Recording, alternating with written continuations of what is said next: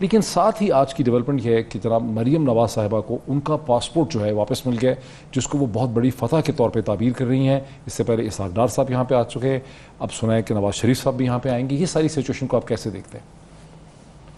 پہلے تو اسلام آباد ہائی کورٹ میں سمجھتا ہوں کہ اطہر من اللہ کے ان کے ہائی کورٹ کی جو پرفارمنس ہے، اور میں اپنی بات نہیں کر رہا، میں صرف جو میرا جو میں 3.5 سال پرائم منسٹر تھا، میں سمجھتا تھا کہ انہوں نے بڑے اچھے فیصلے کیے. دیکھیں، عدالتوں کا رسپیکٹ آتی ہے ان کی فیصلے کی وجہ سے. میں ان کی اطہر من اللہ کی ہائی کورٹ کی رسپیکٹ ان کے فیصلوں کی وجہ سے کرتا ہوں، اور عدالتوں کو نیچے بھی لے کے جاتے ہیں ان کے فیصلے.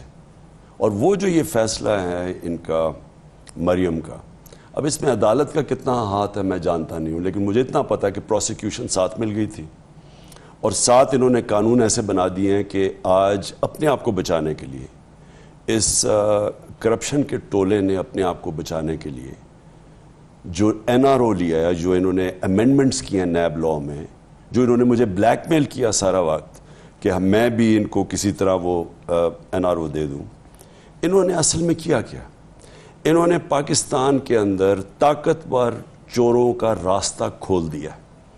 آج پاکستان کے جو قانون ہیں وہ پکڑ ہی نہیں سکتے.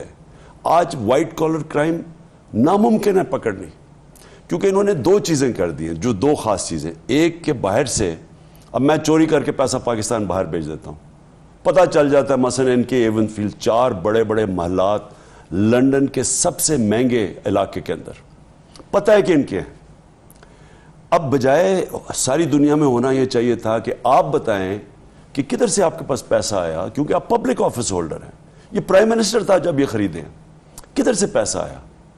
انہوں نے 2 چیزیں کی ہیں. ایک تو باہر سے اگر ایویڈنس بھی آ جائے کہ یہ ان کے محلات ہیں، وہ ایڈمیسیبل نہیں ہیں. میں باہر چوری کر کے جو مرضی خرید لوں، اب اس کی انفارمیشن پاکستان آئے گی، ہاں یہاں عدالت میں ایڈمیسیبل نہیں ہے. ایک یہ کیا. دوسرا انہوں نے کیا کہ اب اونس بجائے، اب میں پبلک آفس ہولڈر ہوں، اگر میں اتنے 4 محلوں میں رہ رہا ہوں اور میرے پاس کہیں بھی میں نے نہ ٹیکس ریٹرنز میں نے کہیں مینشن ہی نہیں کیا میرے پاس سورس آف انکم کیا ہے، انہوں نے یہ کر دیا ہے کہ اب یہ نیب کو کہ نیب پتہ چلوائے کدھر سے پیسہ آیا. یہ تو ناممکن ہے. تو اس کا مطلب کہ پہلے ہی وائٹ کالر کرائم پکڑنا مشکل تھا، اب تو انہوں نے لائسنس دے دیا ہے. بیسکلی بڑے ڈاکوؤں کو لائسنس دے دیا ہے کہ آپ ملک سے پیسہ باہر بھجوائیں چوری کر کے، منی لانڈرنگ کر کے، آپ کو کوئی قانون پاکستان کا نہیں پکڑ سکے گا.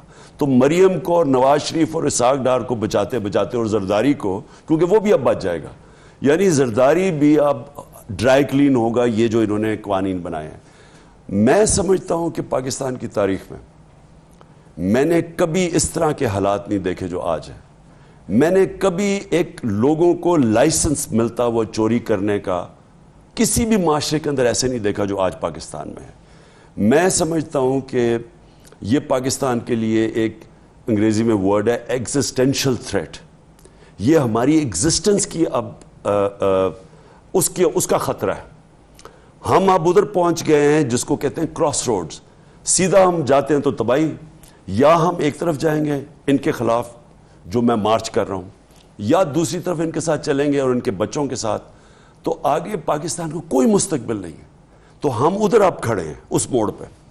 صاحب، کچھ لوگ یہ سمجھتے ہیں کہ پاکستان میں کرپشن اتنی ریمپنٹ ہے اور اتنی ڈیپلی پینیٹریٹڈ ہے کہ آپ نے ان وائزلی کرپشن اور نان کرپشن میں ایک ڈیوائڈنگ لائن پیدا کر دی. یعنی آپ کا مسئلہ یہ ہے کہ آپ سارا سسٹم ہی کرپٹ ہے اور آپ اس کے خلاف تن تنہا کھڑے ہو گئے. دیکھیں موہد، اسی وجہ سے کامیابی نہیں مل رہی. نہیں، مجھے پتہ ہے کامیابی، وہ میں آتا ہوں کیوں کامیابی نہیں ملی.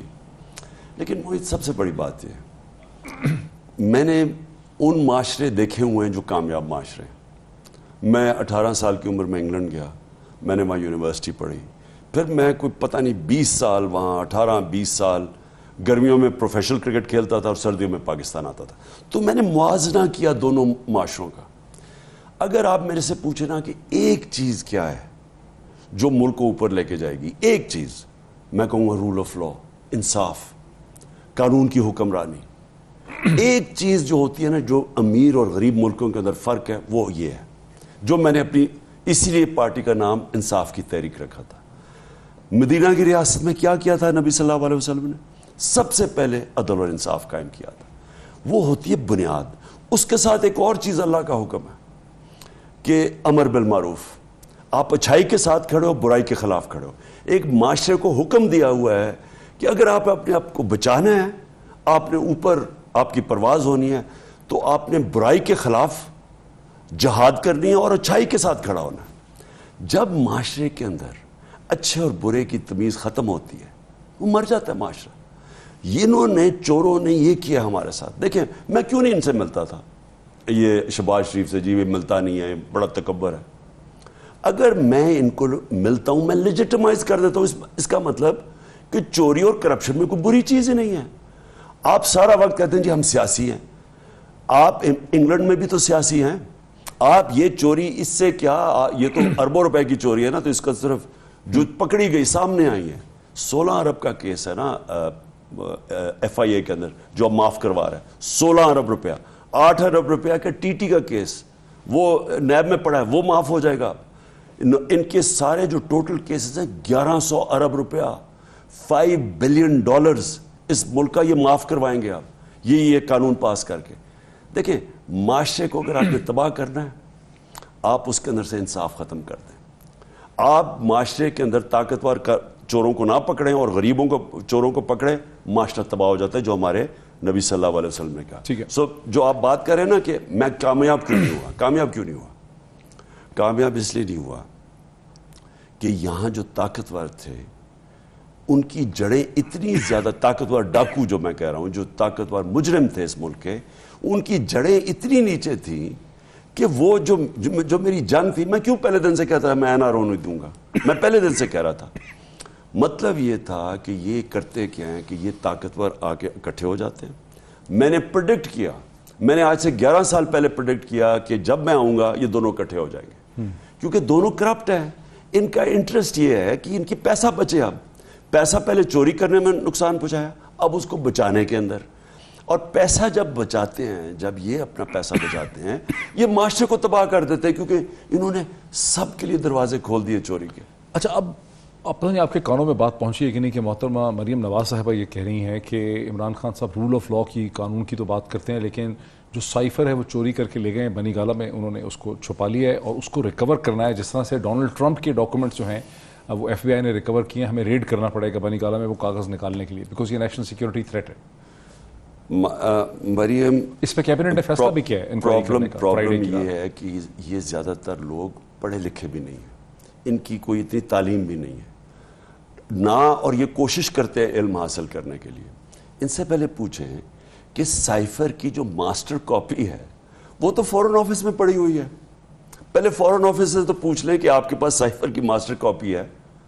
اچھا, وہ جو ماسٹر کاپی ہے وہ آتی ہے پہلے فورن آفس میں, اس کی پھر کاپیز جاتی ہیں پرائم منسٹر کے پاس, پریزیڈنٹ کے پاس, آرمی چیف کے پاس, اس کی کاپیز جاتی ہیں.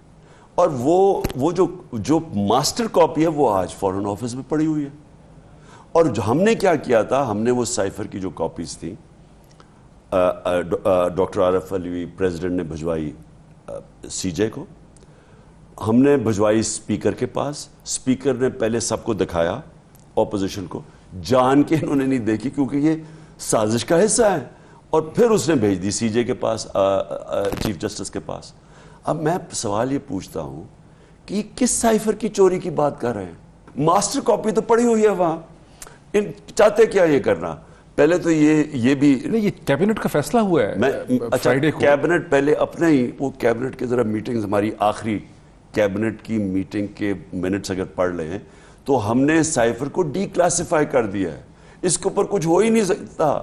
یہ جب ڈی کلاسیفائی ہو جاتا ہے تو اس کے اوپر کوئی پروسیجر ہو ہی نہیں سکتی. اب سب سے بڑا کام انہوں نے کیا کیا ہے, پہلے جھوٹ بول رہے تھے کہ سائفر ہے نہیں, ان کو پتا تھا سائفر ہے, کیونکہ یہ ساری ملی بھگت ہوئی ہے. یہ جو انہوں نے, جب ڈونلڈ لو نے یہ کہا سائفر میں کیا ہے, اس نے کہا عمران خان کو ہٹا دو عدم اعتماد میں. ابھی وہ موشن دائر نہیں ہوئی تھی پارلیمنٹ میں, تب اس نے ہمارے ایمبیسڈر کو کہا, اور ساتھ اس نے کہا کہ اگر اس کو ہٹا دو گے تو ہم معاف کر دیں گے. ہٹا دو گے تو یہ اچکن پہن کے بیٹھا انتظار کر رہا تھا نا, تو شہباز شریف بینیفیشری تھا اس کانسپریسی کا. لیکن آڈیو لیکس کے اوپر بھی وہ انکوائری کا آرڈر کیا ہے فرائیڈے کو. وہ کہہ رہے ہیں کہ پہلے آپ کا کوئی بندہ ڈارک ویب پہ آڈیو لیکس کر رہا تھا, پھر کسی اور نے آڈیو لیکس کیے, اس کے بعد وہ والا بندہ چپ ہو گیا. جو ان کے خلاف آئی تھیں آڈیو لیکس وہ آپ کا کوئی ہمدرد تھا, اس کے بعد کسی اور نے آپ کے خلاف والے ہیں کی آپ کی اور اعظم خان کی آڈیو لیکس, اور یوں آڈیو لیکس کا سلسلہ بند ہوا. پہلے تو یہ میرا اور جو اعظم کی آڈیو لیک, یہ پہلے مجھے یاد ہے انصار عباسی نے کہا تھا کہ میری اور اس کی لیک ہے, تو یہ تو اس سے بہت پہلے ہو گیا تھا. تو یہ تو جس نے بھی ہمیں ٹیپ کیا تھا اس نے یہ پہلے نکال دی تھی. جس میں کوئی ایک اور بھی کوئی آڈیو لیک ہے میرے گھر سے, میرے سیکیورڈ لائن سے بشرا بیگم کال کر رہی ہیں کسی کو, وہ بھی لیک کی گئی تھی. تو وہ آپ کو شک ہے کہ یہ پریزنٹ گورنمنٹ نے کیا ہے؟ وہ جس نے بھی کیا ہے, پہلے تو ٹیپ کیا کس نے. دیکھیں نا, اس کے بیچ میں ایک بہت اہم چیز چھپ گئی ہے. پرائم منسٹر کی سیکیور لائن کی ٹیپس بنائی گئی اور لیک کی گئی. اب یہ تو چلیں, یہ ہے نا پوائنٹ سکورنگ ہے. مجھے یہ بتائیں کہ پرائم منسٹر کتنی اور باتیں کرتا ہے جو اسٹیٹ سیکرٹس ہیں, یعنی ملک کی بڑی اہم باتیں.